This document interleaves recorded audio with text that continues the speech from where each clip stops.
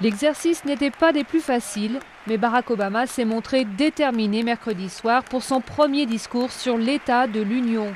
À l'heure du bilan, après une première année de mandat marquée par la crise économique, le président américain a exhorté les membres du Congrès de placer l'emploi au cœur des priorités en 2010.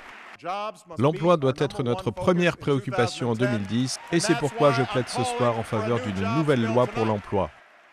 Le pays souffre d'un taux de chômage à 10% et d'un déficit de l'État de près de 1 500 milliards de dollars. Depuis son entrée à la Maison-Blanche, Obama s'est heurté à la résistance du Parti républicain sur presque tous les fronts.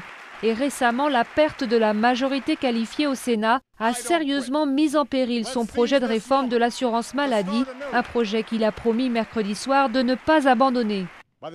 D'ici la fin de mon discours ce soir, davantage d'Américains auront perdu leur assurance maladie. Je n'abandonnerai pas ces Américains et personne dans cette salle ne devrait le faire. Le président a également abordé la guerre en Irak et en Afghanistan, affirmant que le conflit irakien se terminait et que les troupes étaient sur le retour.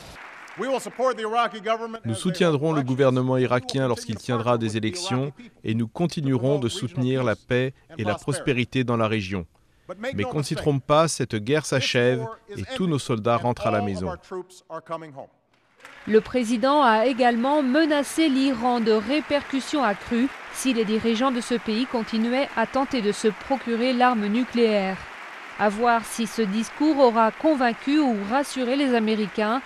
Actuellement, 56% d'entre eux estiment que le pays ne va pas dans la bonne direction.